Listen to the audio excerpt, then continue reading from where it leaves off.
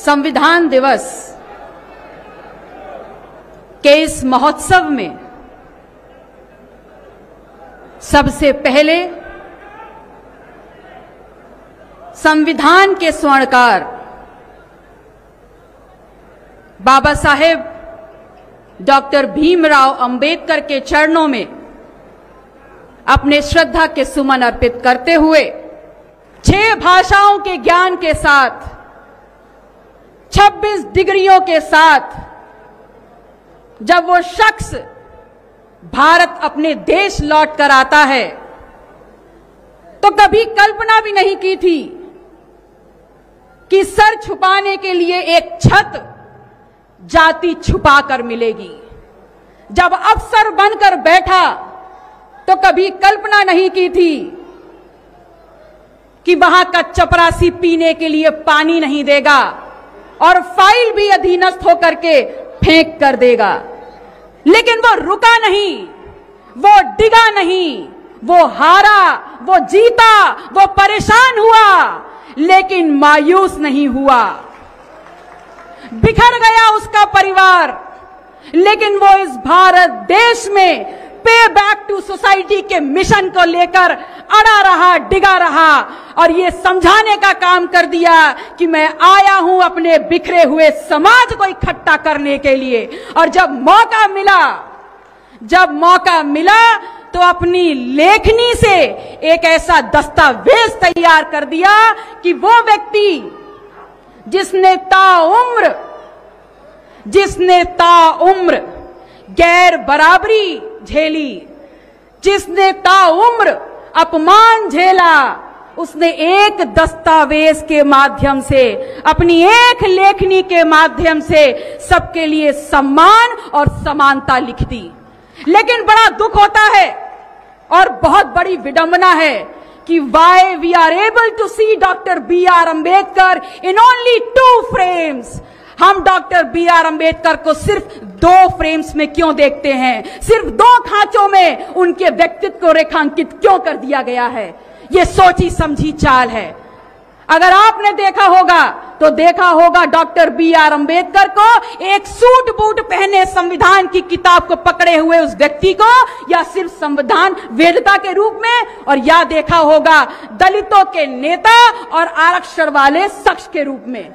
मेरा सवाल आपसे है, मेरा सवाल इस देश की राजनीति, इस देश की सत्ता, इस देश के भविष्य से है कि मुझे बताने का यह काम करिए कि जब जवाहरलाल नेहरू, लाला लाजपत राय, इन सब को जितना हमने सुना, जितना हमने जाना, वो सब के सब जब क्रांति के वाहक हैं, वो सब के सब जब जंगे आजादी के नायक हैं, वो सब के सब जब अखिल भारतीय नेता हैं, तो डॉक्टर बी आर अम्बेडकर जिन्होंने इस देश का संविधान लिखा है, वो सिर्फ आरक्षण के जनक कैसे हो गए, वो सिर्फ आरक्षण वाले शख्स कैसे हो गए। मैं आपसे ये कहना चाहूंगी कि समझ लीजिए, डॉक्टर बी आर अम्बेडकर को परिभाषित आप आरक्षण वाले शख्स के रूप में नहीं कर सकते। उनका पूरा परिचय होगा समाज शास्त्री डॉक्टर बी आर अम्बेडकर, इस देश की महिलाओं को अधिकार देने वाला डॉक्टर बी आर अम्बेडकर, इस देश की राजनीति पलटने वाला डॉक्टर बी आर अम्बेडकर, इस देश में हर व्यक्ति को समानता का अधिकार देने वाला डॉक्टर बी आर अम्बेडकर। और ऐसे अपने संविधान के रचयिता के सामने बार बार सर झुका के शत शत नमन करती हूं। आपसे ये कहना चाहती हूं कि अगर जब भारत जंगे आजादी की जंजीरें तोड़कर एक नए राष्ट्र के निर्माण की तरफ बढ़ रहा था, तब उन्होंने अगर राष्ट्र निर्माण के लिए किसी पे विश्वास किया, then that was only one depressed, one Dalit, one Achhut of India who was the only and the only option, एकमात्र विकल्प था इस देश को एक राष्ट्र बनाने के लिए डॉक्टर बी आर अम्बेडकर। मैं आपसे ये कहना चाहती हूं कि ये समझ लीजिए कि जब उनको मौका मिला तो उन्होंने अपनी लेखनी से समानता और न्याय लिख दिया हर वर्ग के लिए, लेकिन जब इनको मौका मिला तो इन्होंने आपका दोहन करने के लिए मनुस्मृति लिख दी।